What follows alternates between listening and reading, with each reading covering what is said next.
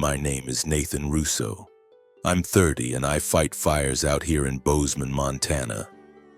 For anyone who hasn't seen this part of the world, imagine vast stretches of prairie rolling right up to the base of jagged mountain peaks that tear at the sky. It's a place of close-knit communities, the kind where you can't walk into the market without knowing the clerk's family history. I grew up in a forgotten sliver of the Flathead Valley, in a house where being poor wasn't just a condition, it was a constant presence sticking to us no matter how hard we tried to outrun it. But look, this isn't some sob story. I'm not laying this all out for sympathy. I need to tell it so someone can finally see the full picture. See me, and the path that led me right here. I need you to see how a heart can be shattered and somehow end up more solid than it was before. Right now, I'm in the break room at the station, a cramped little space that always smells faintly of sweat and cleaning solution. My thumb keeps circling the lip of this ceramic mug, the coffee inside long gone cold.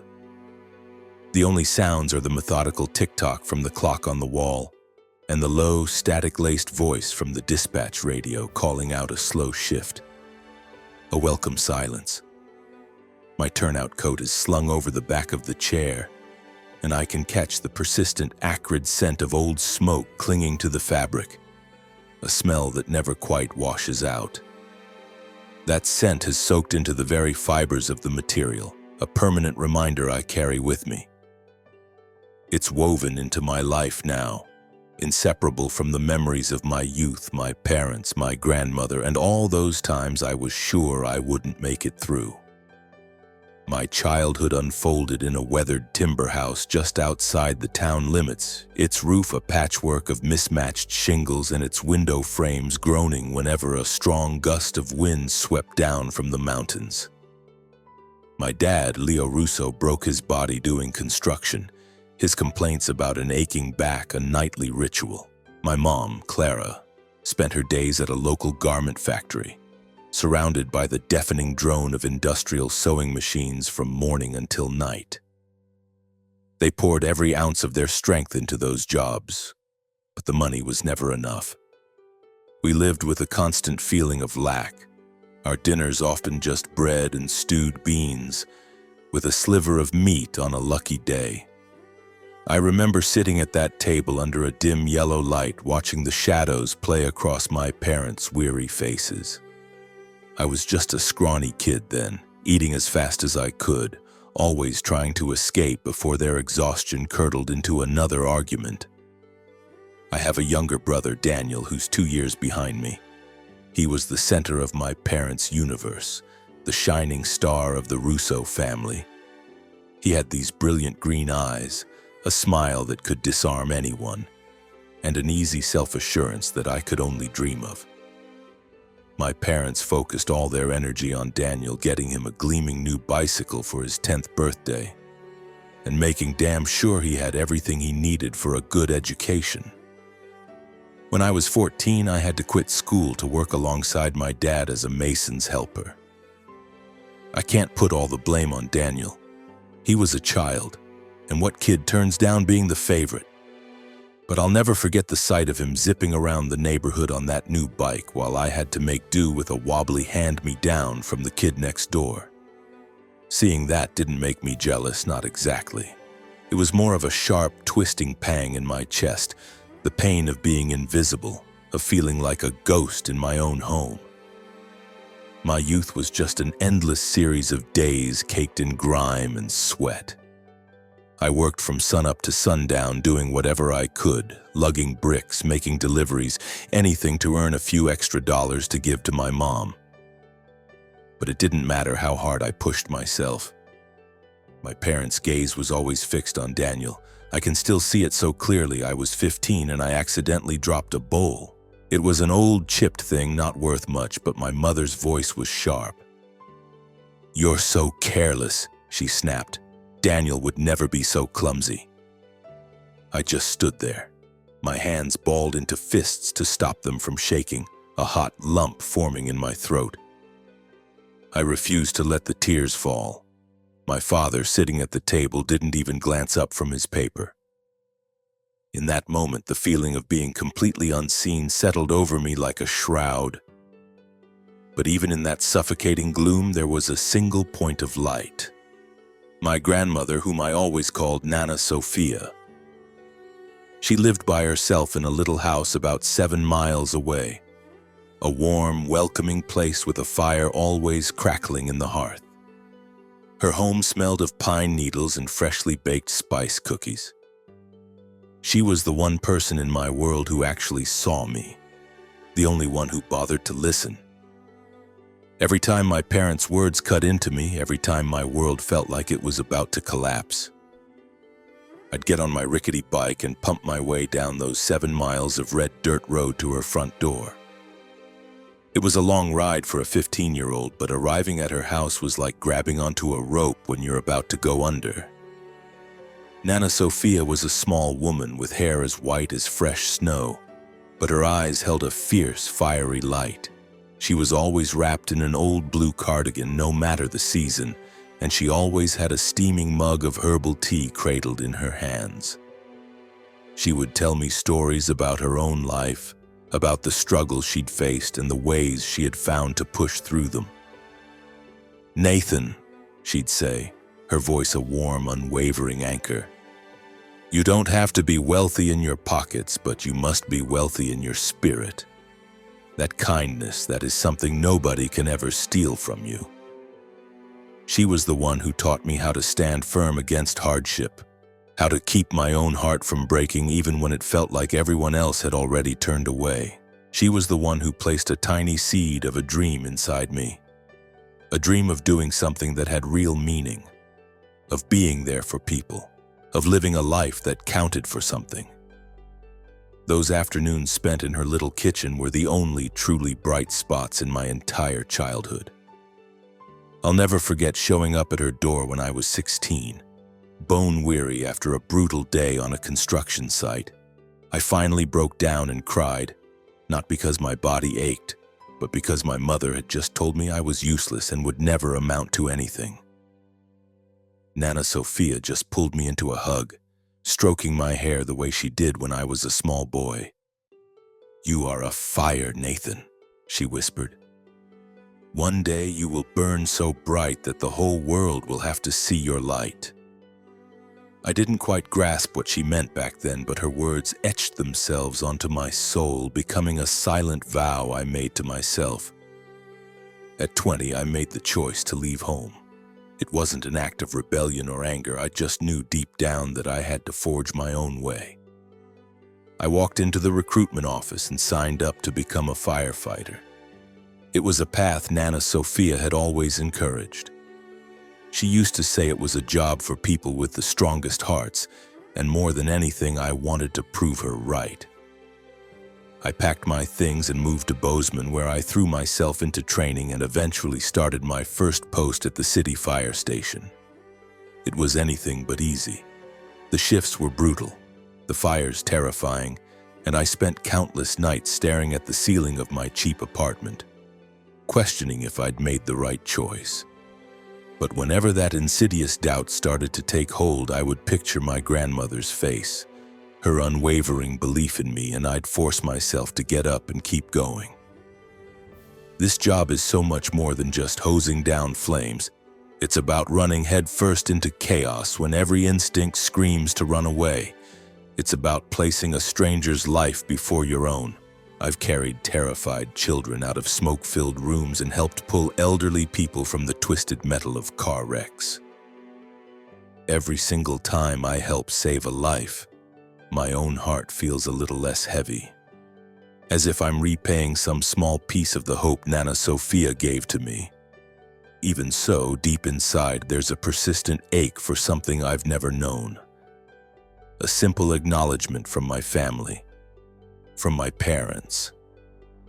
I know it's a childish fantasy, but the longing sticks to me like a second skin, a shadow from my past I can't seem to shake. My brother Daniel is 18 now. He never went to college, even after my parents drained their meager savings to give him that chance. Daniel's life revolves around parties, looking cool and finding new ways to get himself into trouble. I've heard stories about him getting into brawls at bars and completely wrecking my dad's truck. But my parents always make excuses for him. Daniel and I barely speak. It's not because I resent him. It's just that every time we try to talk, the chasm between our lives feels wider and more impossible to cross. I still love him. He's my brother after all, but I know he has to figure things out for himself. Nana Sophia is in her 70s now, but she's as resilient and full of hope as she's ever been. I drive out to see her as often as I can, bringing her fresh bread and good coffee, and we just sit while she tells me her stories. She still calls me her fire, and hearing her say it makes me feel like I'm capable of anything. By the time I turned 28, I'd been on the job for almost 8 years. 8 years of confronting smoke, fire, and the sounds of pure panic. 8 years of training myself to remain steady when everything around me was falling apart. This work isn't just a career, it's become a fundamental piece of who I am. It's as essential as breathing, as steady as my own pulse. But nothing in all that time could have prepared me for what unfolded on that particular afternoon. It was a day that would test more than just my physical limits. It would incinerate every assumption I held about myself and my family. The afternoon began just like any other. I was at the station with a couple of the guys wiping down the engine. The familiar scent of diesel and motor oil hung in the air, mixed with the smell of brewing coffee drifting out from the small kitchen. We were joking around, giving each other a hard time about who was going to dominate the basketball game that weekend. The atmosphere was relaxed, but for me there was always an underlying tension, like a tightly wound spring ready to snap. That's the reality of this job. You're always waiting for the bell. And then it rang. The alarm sliced through the air, sharp and insistent, shattering our easy conversation. Structure fire, Roosevelt High School, the dispatcher's voice crackled through the speakers. My pulse hammered against my ribs. Roosevelt High. It was an old, sprawling building right in the center of town, filled with hundreds of kids who would be sitting in class at that very moment. I snatched my turnout coat, jammed my helmet on, and was on the truck, engine roaring, in less than 10 seconds. My crew, me, Leo, Maria, and the new guy, Ben, tore out of the station bay. The sirens screamed, and the flashing red lights cut through the bright afternoon sun. As we sped toward the school, the dispatcher's voice came over the radio with an update. The fire had started in a science lab, probably from an electrical short. It was moving quickly, with thick black smoke already consuming the second floor. Students and staff were trapped. I could hear a slight tremor in his voice, something you almost never hear from a seasoned dispatcher. I looked over at Leo, his knuckles white as he gripped the steering wheel, his jaw set. "Nathan, you're on point for entry, got it?" he asked, his voice low but steady with trust. I gave a sharp nod, even as a jolt of pure adrenaline laced with a cold spike of fear shot through my veins. Taking the lead on a blaze this size was a massive responsibility, but this was exactly what I had been trained for. When we pulled up, the scene was pure chaos. It was a nightmare. Tongues of fire were licking out of the second-story windows of the main building, and columns of dense black smoke poured into the sky. We could hear the terrified screams of students and teachers still inside, a sound that mingled horribly with the hungry roar of the flames.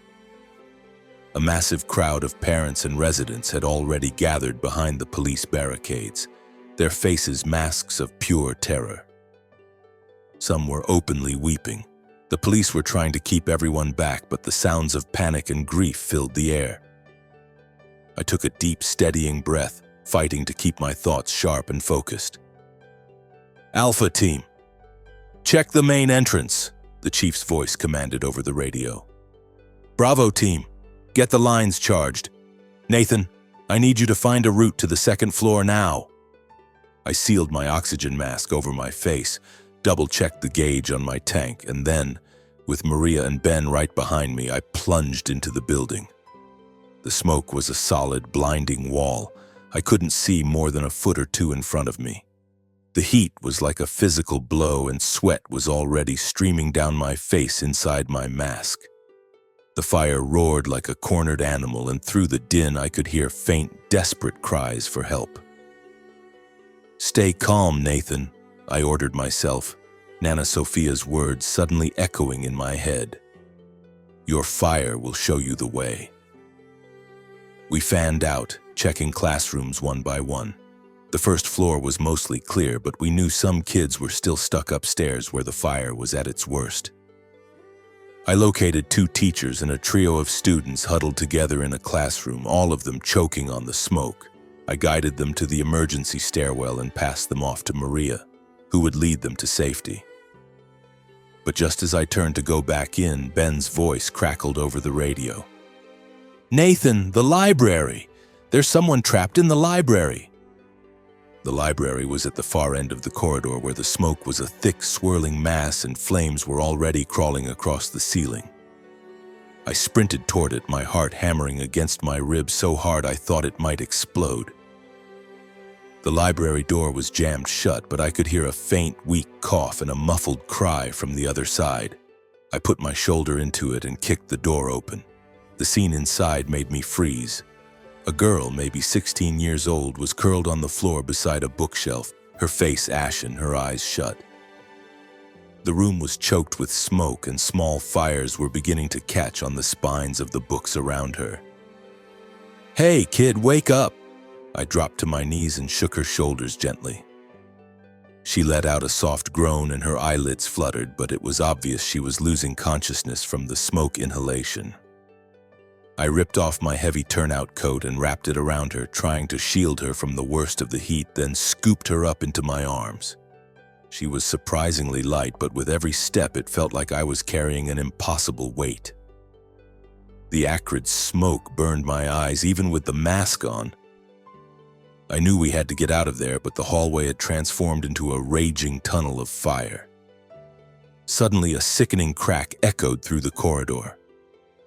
I glanced up just in time to see a massive, burning bookshelf tilting, ready to fall right on top of us.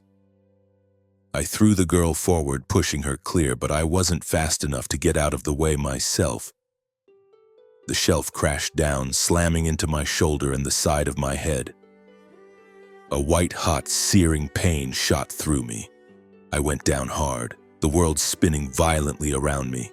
Don't you dare give up, Nathan," I heard myself whisper, Nana Sophia's voice cutting through the haze. Clenching my jaw against the pain, I fought my way back to my feet, grabbing the girl and dragging her with me down the hallway. Just behind us, a flaming support beam collapsed with a roar, cutting off our only path back. Every breath was a fresh wave of agony. My arms and back felt like they were on fire, but I refused to stop. I spotted a window at the end of the hall and used my axe to shatter the glass. A rush of clean air filled my lungs, and I yelled into my radio, "East side, second floor window, I have a victim." I carefully handed the girl through the broken window frame and into Leo's waiting arms as he reached the top of the rescue ladder. "You good, Nathan?" he shouted over the noise. I couldn't form a reply. My head was spinning, my body screaming, about to give out. I managed to pull myself through the window, and then everything went black. When I came to, I was lying on a stretcher with an oxygen mask pressed tight against my face. The piercing wail of an ambulance siren filled my ears, along with a low buzz of voices. My head was pounding as if someone was hitting it with a hammer, and my arms and back were on fire with a sharp, stinging pain. "You're awake." Maria was sitting next to me, her expression a jumble of relief and deep concern. "You scared the hell out of all of us." "The girl," I managed to croak, my voice raw and scratchy. "Is she okay?" "She's fine. Because of you," Maria said, her hand squeezing mine. "You saved her life, Nathan, but you're pretty banged up. Second-degree burns on your back and arms. A mild TBI, the doctors say you need to rest." I shut my eyes, the fragmented images of the fire slowly coming back into focus. The image of the girl lying unconscious on the floor, the roaring flames, the sound of the bookshelf splintering. It all replayed in my head like a nightmare on a loop. I had no idea who she was, but I knew I had done what I had to do. Nana Sophia would be proud, I thought, and the corner of my mouth twitched into a weak smile. They took me to Bozeman Health Deaconess Hospital. It felt like another planet in there, the sterile smell of disinfectant, the cold fluorescent lights, the constant rhythmic beeping of monitors. I lay in that bed for days, my arms and back wrapped in bandages, a dull, persistent ache throbbing in my skull. The doctors kept telling me how lucky I was. If that bookshelf had been any heavier, if I had been a second slower, I might not be here. But I didn't feel lucky. I just felt hollow, as if the fire had burned out something essential inside me. The first few days in the hospital were a blur of pain, medication, and restless, dream-filled sleep. Every time I surfaced, I'd just lie there and stare out the window, watching the bright Montana sun slice through the blinds, highlighting the tiny hairline cracks in the plaster on the opposite wall. I thought about the fire. I thought about the girl. I'd learned her name was Chloe. And I thought about that terrifying moment when I was sure I wasn't going to make it out alive. But more than anything, I thought about my parents. I kept imagining them walking through that door, taking my hand and finally telling me they were proud of me. It was a stupid, childish fantasy, I knew that, but some part of my heart just wouldn't let it go. The burns on my arms and back screamed every time I tried to shift my weight.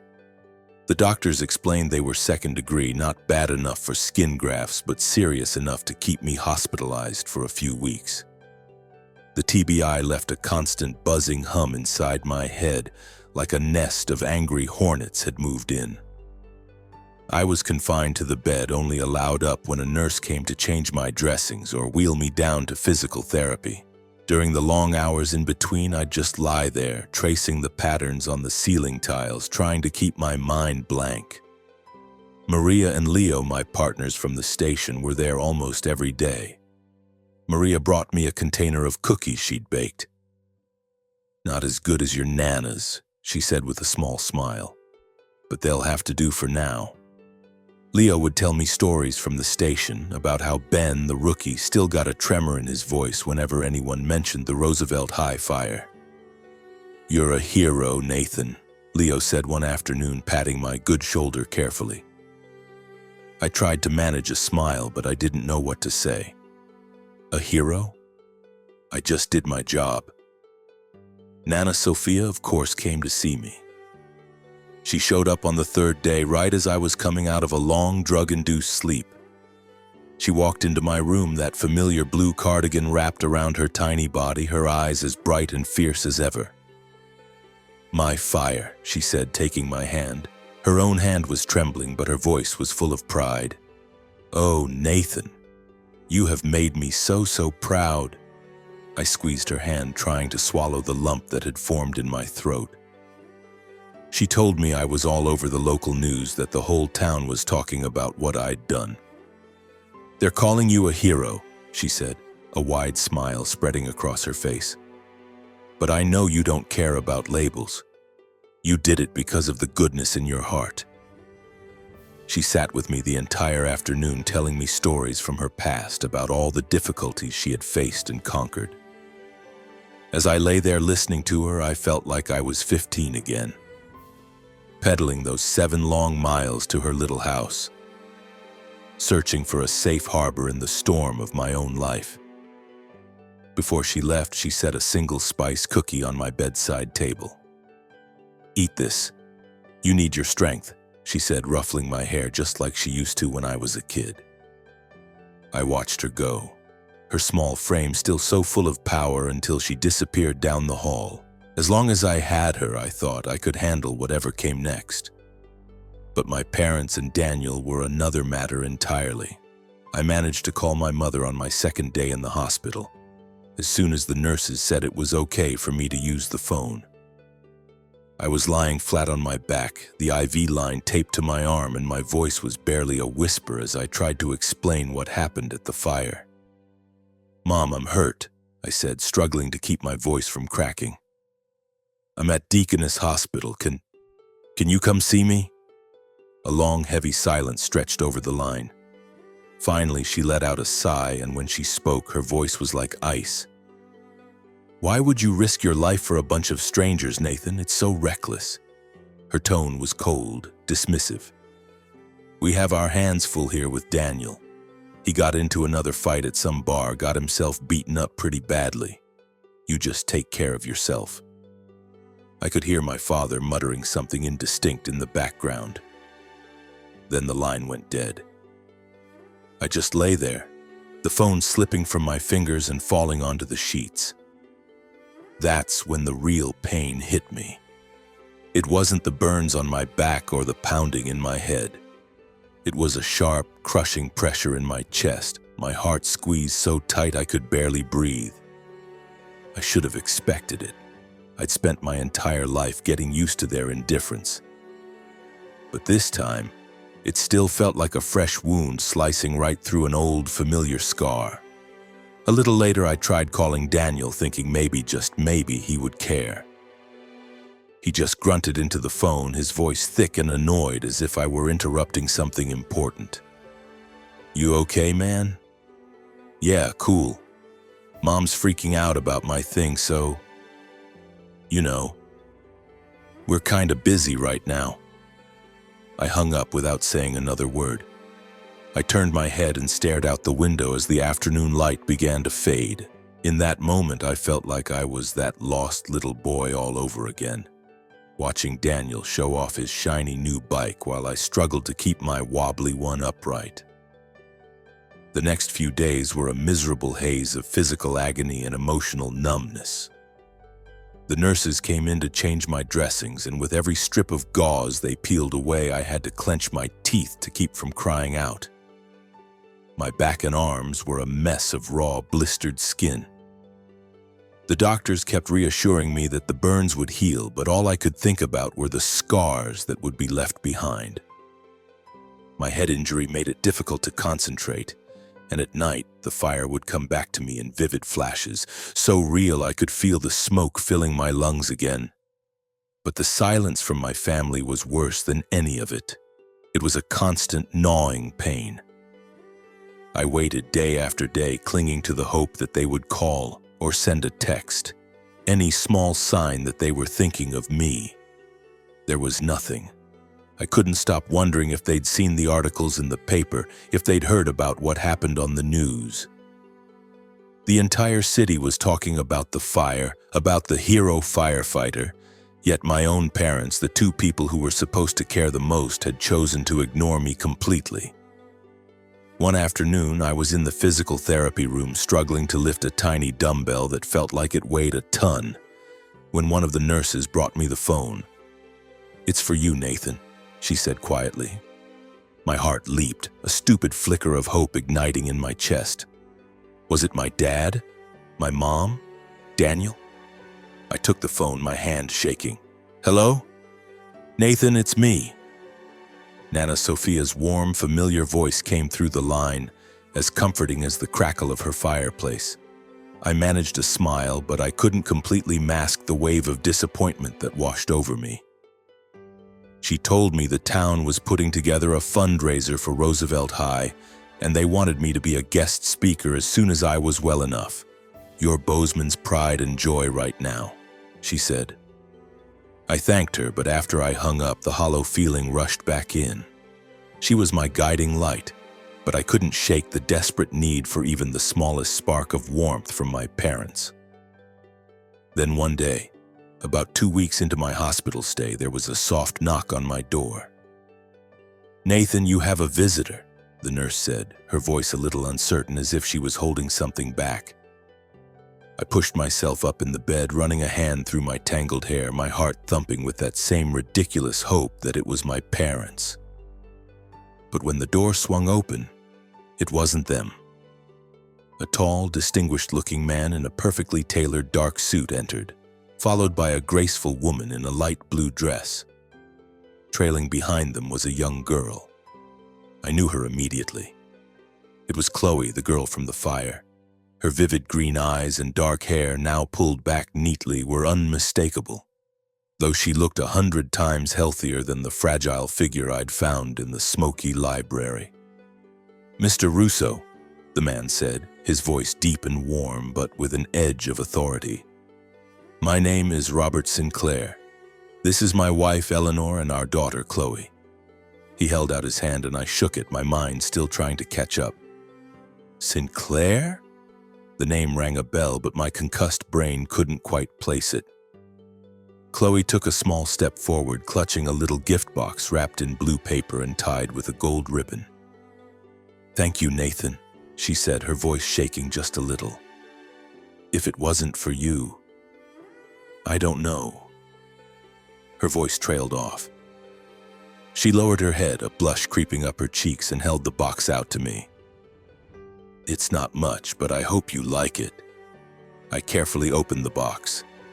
Inside, nestled on a bed of cotton, was a simple leather bracelet with a single word, "Courage," etched into a small silver plate. A real smile spread across my face as I fastened it around my wrist. It felt strangely right. "Thank you, Chloe," I said, my voice still a bit rough. "I was just doing my job. I'm so glad you're all right." Mr. Sinclair looked at me, his gaze full of a respect I wasn't used to. "No, Mr. Russo," he said firmly. "You did more than your job. You risked your own life to save our daughter. We are in your debt, in a way we can never truly repay." Eleanor nodded in agreement, her eyes shining with unshed tears. "Chloe is our whole world," she whispered. "Thank you. From the very bottom of our hearts, thank you." I shifted awkwardly in the bed, completely unaccustomed to this kind of praise. "I didn't really think about it," I mumbled, scratching the back of my neck. "I just knew I had to get her out." Mr. Sinclair smiled, but his expression remained serious. "You are a truly remarkable young man, Nathan. When you're back on your feet, I want you to come by my office, all right? I'd like to have a proper conversation." He handed me a business card. I took it, still not quite understanding the full weight of the encounter. They left a few minutes later, leaving me with the bracelet, the card, and a swirling mix of confusion and curiosity. A few nights later, as I was trying and failing to fall asleep, there was another knock. "Nathan, you have another visitor," the nurse announced. My heart did its familiar jump. I sat up, ran a hand through my hair, and held on to that stubborn, foolish hope that it was finally my parents. But when the door opened, it was just a reporter from the local paper looking for an exclusive interview. I told him I was too tired to talk. The disappointment that followed was a heavy, familiar weight, a shadow that seemed to have permanently attached itself to me. I kept waiting for them to show up, and every day that passed without a call or a visit left me feeling more frustrated and alone. Not a single text, not one word. During my last week in the hospital, I started to feel more like myself again. The burns were beginning to heal, though I knew they would leave behind angry red scars. The constant throbbing in my head subsided to a dull ache, and I could finally walk down the hall without assistance. But the wound in my heart, the one carved out by my family's indifference, still smoldered like embers that refused to go cold. Nana Sophia was there on the day I was finally discharged. She brought me a small bouquet of wildflowers she'd picked from her own garden, their sweet, earthy smell instantly transporting me back to those quiet afternoons in her kitchen. "You did a wonderful thing, Nathan," she said, her hand warm and steady on mine. "But you must remember you did it for you. You did it because of who you are, not for anyone else's approval." I nodded, understanding she was right, but the empty space inside me remained. I knew my path forward wasn't finished yet. Mr. Sinclair's business card had been sitting in my bedside table right next to Chloe's bracelet. I had no idea what would come of that meeting, but I could feel something shifting on the horizon, like the first gust of wind before a storm rolls across the plains. On the day I finally walked out of that hospital, the Montana sky was a brilliant, cloudless blue. The afternoon sun cast long, golden shafts of light through the tall pines that lined the road leading away from the city. "Time to go home, my fire," Nana Sophia said, taking my arm as I stepped out into the fresh air, my legs still a little unsteady after so many days of being stuck in bed. I pulled her into a hug, drawing strength from this small woman who had been my only constant source of light.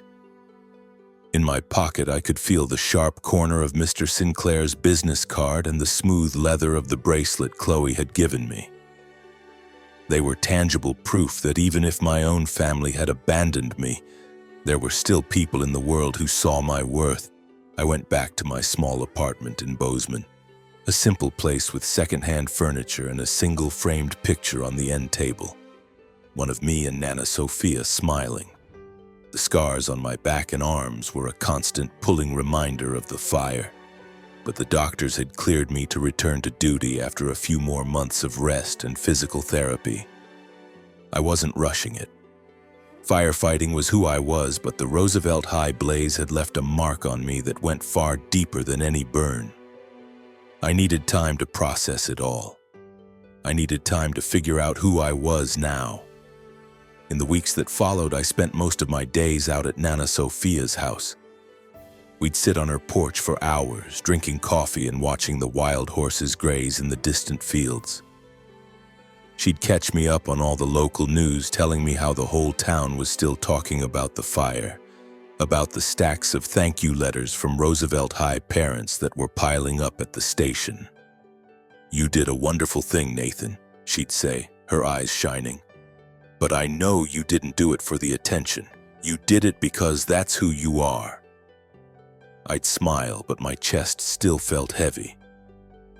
I couldn't stop thinking about my parents, about Daniel, about my mother's cold, dismissive voice on the phone. I hadn't tried to call them again, and they hadn't tried to contact me. A big part of me wanted to just let them go, to finally sever the cord that kept me tethered to all that old pain.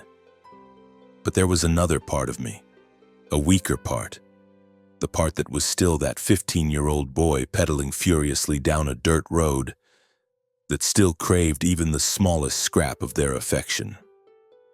About a month after my release from the hospital, I finally decided to call Robert Sinclair's office. His business card had been sitting on my kitchen counter for weeks, right next to a perpetually cold mug of coffee. It was an understated card, just his name, a phone number, and an address in downtown Bozeman. There was no job title, no company name.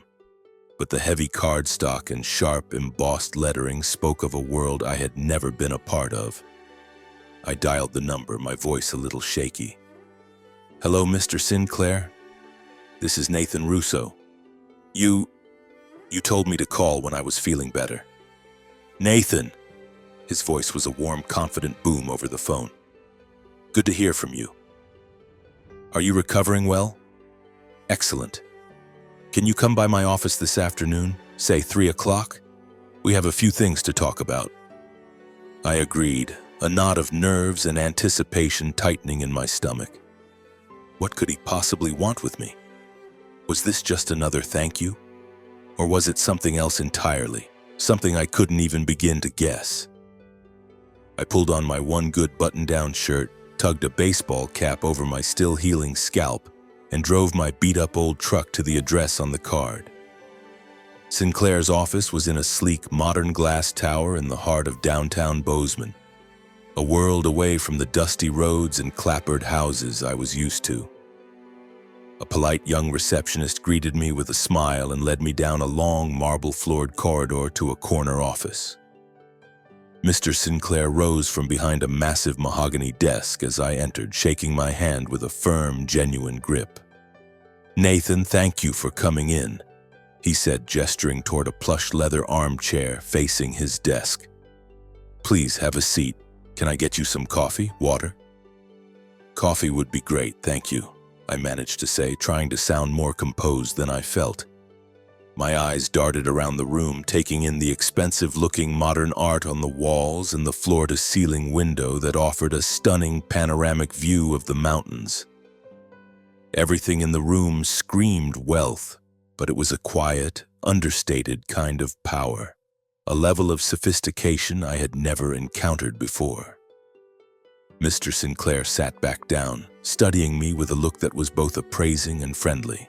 "Are you recovering all right?" he asked, his tone full of genuine concern. "I know you were seriously injured saving my daughter." "Still a little sore, but I'm getting there," I said, my fingers instinctively going to the leather bracelet Chloe had given me.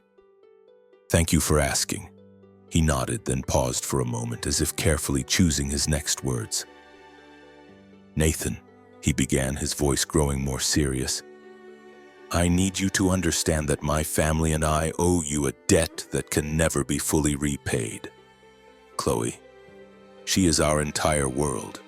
If it wasn't for you, I don't know what we would have done." I shook my head, feeling that familiar wave of awkwardness. "Sir, I was just doing my job. Any firefighter in my position would have done the same thing." "No," he said, his voice firm. "Not everyone would have. You ran back into that inferno knowing the risks. That's not just a job, son.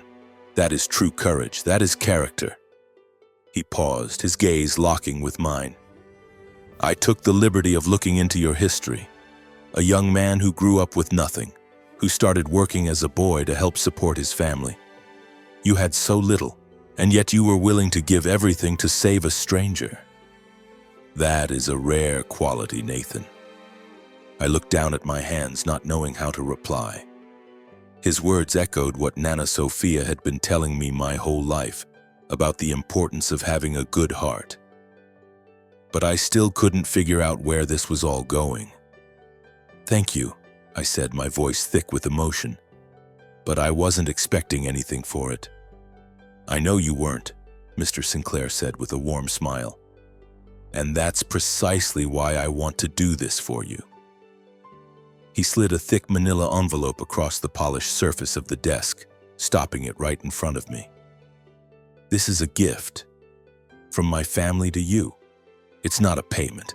No amount of money could ever repay what you did, but we hope it will help you, give you a chance to build a better life." I stared at the envelope, my heart starting to pound. My hands shook as I opened the flap. Inside, there was a single check. The number written on it was $5 million. I just sat there, completely frozen, as if the entire world had ground to a halt. $5 million. It was a number so large it was almost meaningless, more money than I could have ever imagined in my wildest dreams. I looked up at Mr. Sinclair, my mouth opening and closing, but no words came out. "Sir, I can't take this," I finally stammered. It's too much. I didn't do it for money." He held up a hand, silencing me. "Nathan, I know you didn't. But I want you to think of it this way. You gave Chloe her future back, and we want to give you the chance to have the future you deserve. You could do so much good with this. For yourself, for the people you care about, for this whole community. The choice is entirely yours." I held the check in my hand, the paper trembling. I thought of Nana Sophia and her little house with its leaky roof. I thought of all those years I'd worked myself to the bone for just a few dollars. I thought about my parents and Daniel and about all the scars they had left on me. The ones you could see and the ones you couldn't. This money, it could change everything. But that thought terrified me as much as it excited me. I was afraid it would change me, that it would make me lose sight of the lessons Nana Sophia had worked so hard to teach me. "Thank you," I finally managed to say, my voice choked with emotion. It's overwhelming." Mr. Sinclair nodded, his expression full of empathy. "Take your time, Nathan. I know you're a good man, a strong man. I have every confidence that you will use this to do something meaningful, just like you did when you saved my daughter." He stood up and extended his hand again. "And Nathan," he added, "if you ever need anything at all, you call me. Our door will always be open to you." As I walked out of that gleaming office building, my mind was a raging tempest. I drove for a long time, the check a heavy, impossible weight in my pocket. I didn't tell Nana Sophia about it, not right away. It wasn't that I didn't trust her. I just needed time to wrap my own head around it. I finally pulled over on the side of a deserted road, killed the engine, and just sat there, watching the sun dip below the jagged peaks of the mountains. Nana Sophia's voice echoed in my mind. "You don't have to be wealthy in your pockets, but you must be wealthy in your spirit." This check could change my life, but would it make me happy? Would it heal the parts of me that were broken? In the following weeks, the story of the fire and my part in it just seemed to grow. The papers were calling me the Bozeman hero, and letters started arriving at the station for me, from strangers, from parents and students, even from firefighters in other states. They all thanked me, called me an inspiration. But I didn't feel like a hero. I was just Nathan, a firefighter who was still trying to make sense of it all. I thought about my parents constantly during that time. A part of me, a small, foolish part, wanted to call them up and tell them about the check just to see how they would react. But I was scared. I was terrified that they would only see the dollar signs, that they still wouldn't see me on the... I could still hear my mother's icy voice calling me reckless, still see my father's stony indifference, still feel the sting of Daniel's apathy. So I decided not to call. Not yet. A few days later, I drove out to see Nana Sophia. I finally told her everything about the meeting with Mr. Sinclair, about the $5 million check. She just listened quietly, her eyes bright but not showing any surprise. "Nathan," she said when I was done, placing a warm hand on my shoulder, "you earned that gift, and I have no doubt you will use it for good." I nodded, feeling a massive weight lift off my chest just by sharing it with her. "What should I do with it?" I asked her. She smiled that familiar knowing smile and ruffled my hair, just like she always did. "You do whatever makes your heart feel full, Nathan." In the days after that conversation, I started to really think about my future.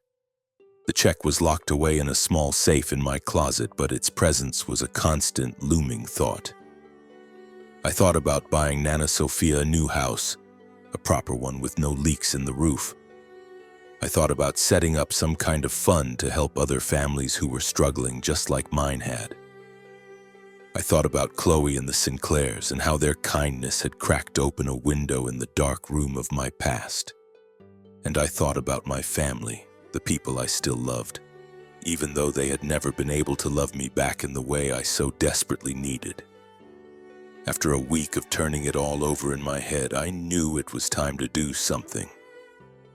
I couldn't just let that check sit in the safe, a symbol of everything I was too afraid to confront. I took it out, folded it carefully, and slipped it into the inside pocket of my coat. Then I drove to the biggest bank in Bozeman, the same First Security Bank where I'd opened my first checking account when I got hired at the station. It was a Wednesday morning, and the air was so cold my breath plumed out in a white cloud as I climbed out of my truck. I pulled my cap down low, hoping not to be recognized, even though my face was still showing up in the local paper from time to time. Inside the bank, the warm air smelled of old paper and money. I got in line, my hands shoved deep in my pockets, my fingers brushing against the folded check. When it was my turn, I walked up to the counter where a young teller with her hair in a neat bun smiled at me. "Hi, how can I help you today?" she asked brightly. "I'd like to deposit this," I said, my voice quiet as I slid the check under the glass. She picked it up. Her eyes scanned the numbers, then widened in disbelief. She looked up at me, then back down at the check as if she couldn't process what she was seeing. You're Nathan Russo, right?" she asked, her voice suddenly hushed. The firefighter? The one who saved that girl from the Roosevelt High fire? I nodded, feeling my face get hot. Yeah, that's me. Her smile broadened, a mixture of awe and professional curiosity. One moment, please, she said. For a deposit of this size, I'll need to get the branch manager. She quickly disappeared into an office at the back of the bank. I just stood there, feeling the stares of the other customers in line boring into my back. An older man standing behind me whispered something to his wife, and I clearly heard the word hero. A moment later, the bank manager, a middle-aged man in a sharp gray suit, came out of the office with the teller. He walked right up to me and shook my hand, his grip firm. Mr. Russo, it is an honor to meet you, he said, his voice formal but friendly. We've all read about your bravery in the paper. I'll be happy to handle this transaction for you personally. He led me into a private office where I signed a stack of documents and listened as he explained the various security measures required for such a large deposit. $5 million, he said, his voice low and confidential. A gift from the Sinclair family, I presume? I just nodded, not wanting to get into the whole story. Yes, they wanted to show their gratitude. A very well-deserved gift, he said with a respectful smile. But I have a feeling you didn't do it for the money, did you? I managed a small, non-committal smile in response. When I finally walked out of that bank, my account balance had a lot more zeros in it, but I didn't feel any different. I was still Nathan. I was still wearing my faded old coat, still driving my rusty pickup, still carrying the ache of a boy who had been cast aside by his own family. The news about the check spread like wildfire, much faster than I could have imagined. I have no idea how the press got a hold of the story. Maybe it was the teller at the bank, or maybe someone from Mr. Sinclair's office let it slip. A few days later, the local paper ran a front-page story with the headline, Bozeman Hero Gifted $5 million by Grateful Family. The article rehashed the details of the fire, my role in the rescue, and the generous gift from the Sinclairs, though it respectfully protected Chloe's identity. The Sinclairs, as I was beginning to understand, were an incredibly wealthy but intensely private family, who owned vast real estate and agricultural holdings all over the state. They almost never made public appearances, but their gesture to me had suddenly become the biggest gossip in town. Bozeman was buzzing with the news. My phone started ringing off the hook. Calls from my co-workers at the station, from my neighbors, even from people I didn't know. They all wanted to congratulate me, to ask what I was planning to do with all that money. A few of them joked that I could finally afford to replace my old clunker of a truck. I'd laugh along, but on the inside I was starting to feel the pressure mount. The money wasn't just a gift, it was a responsibility, a burden. I was terrified I would screw it up, that I would somehow disappoint Nana Sophia. And then, just as I had feared, my family reappeared. It was 2 days after the article came out. My phone buzzed and my mom's name flashed on the screen. I just stared at it, my heart starting to race, but it wasn't with excitement. I took a deep breath and finally answered. Hello, Mom. Nathan? Her voice was sickly sweet, a tone I hadn't heard in years. How are you doing, honey? I heard you got a very generous gift from that wealthy family. $5 million, is that right?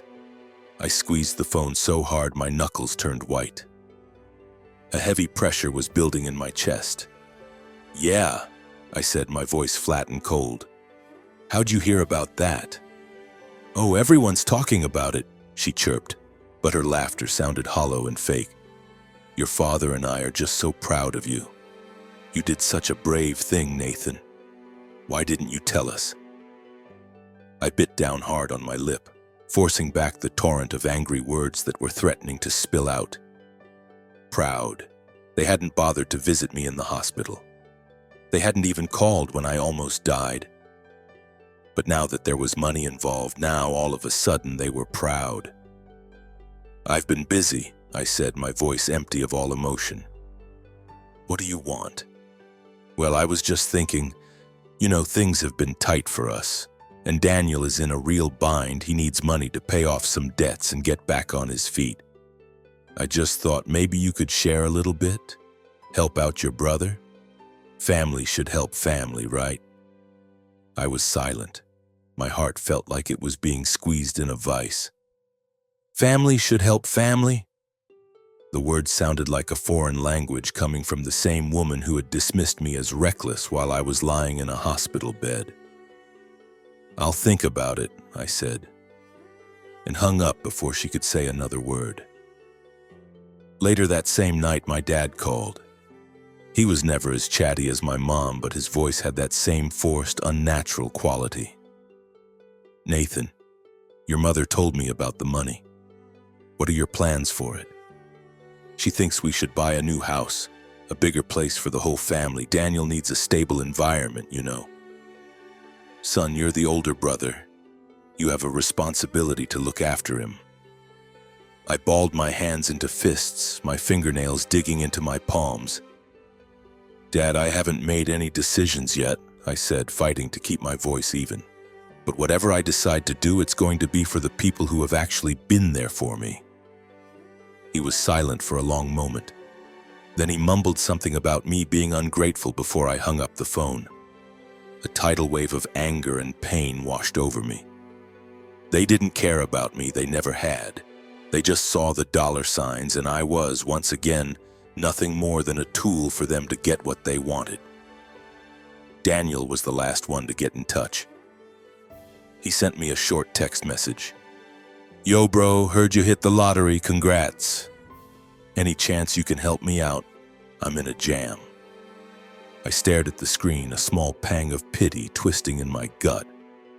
Daniel wasn't a bad person, not really. He was just a product of my parents' coddling. A kid who had been so spoiled he'd never learned how to get out of his own way. I wanted to help him, but not like this. Not on their terms. I texted him back. When you're ready to have a real conversation, give me a call. Then I shut my phone off. That weekend, I drove out to see Nana Sophia, bringing her a loaf of fresh-baked bread and a new bag of her favorite coffee. She was sitting on her porch when I pulled up, and she looked at me with those wise old eyes that always seemed to know exactly what I was thinking. You're having a hard time with your family, aren't you? She asked, getting straight to the point. I just nodded and told her about the calls from my mom, my dad, and Daniel. She listened patiently without saying a word, just nodding her head slowly as I spoke. When I was finally done, she put her hand on my shoulder. Nathan, she said, her voice firm, you don't owe them a single thing. You have given them everything you had to give, your love, your hard work, your sacrifice. If they are too blind to see your value, that is their loss, not yours. I looked at her, a wave of relief washing over me. But I still want to help Daniel, I admitted. He's my brother. She smiled. Then help him on your terms, not on theirs. You have a good, generous heart, Nathan. Don't let them poison it. In the days that followed, I started to make some real plans. I wanted to use the money to do something that mattered, just like Nana Sophia said. I used a portion of it to buy a comfortable house on a small hill just outside of Bozeman, with a porch that looked out over the entire valley. It was a timber frame house with a deep green roof, big windows that let in all the morning light, and a yard big enough for Nana Sophia to plant all the wildflowers she could ever want. I asked her to come live with me, and she accepted without a moment's hesitation, her eyes lighting up when she saw the garden space. This is the kind of place I've always dreamed of, she said, squeezing my hand. But you, Nathan, you are my true home. We moved in on a bright spring day just as the first wildflowers were starting to pop up in the fields. I bought a couple of horses, adopted a shelter dog I named Ash, and together we started our new life. Every morning I'd wake up early, make coffee for Nana Sophia, and we'd sit out on the porch together and watch the sun come up. Ash would lie at my feet, his tail thumping a steady rhythm against the wooden planks, and I would feel a kind of simple, quiet happiness I had never experienced before. With a large portion of the remaining money, I started the Sophia Russo Foundation, a non-profit dedicated to supporting low-income workers who had been injured on the job. The foundation helped cover medical expenses, provided financial assistance to families, and offered retraining programs for people who couldn't return to their old jobs.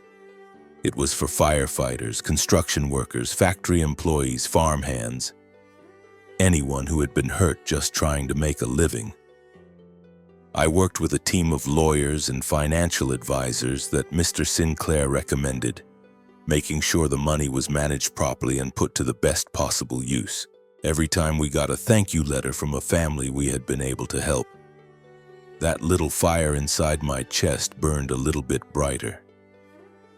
I kept in touch with the Sinclairs. Chloe would come out to the house sometimes, telling me all about her classes and her dream of becoming a writer. She started calling me her big brother, and I felt a real protective bond with her. Mr. Sinclair became a mentor to me, not just with the foundation, but with life in general. "You're doing this the right way, Nathan," he told me during one of our meetings. "You're making a real difference, not just for yourself, but for this entire community." After months of radio silence, Daniel finally called me. He apologized, his voice quiet and shaky but sincere. "Nathan," he said, "I've been screwing up my whole life. I want to be better. I want to do something good like you."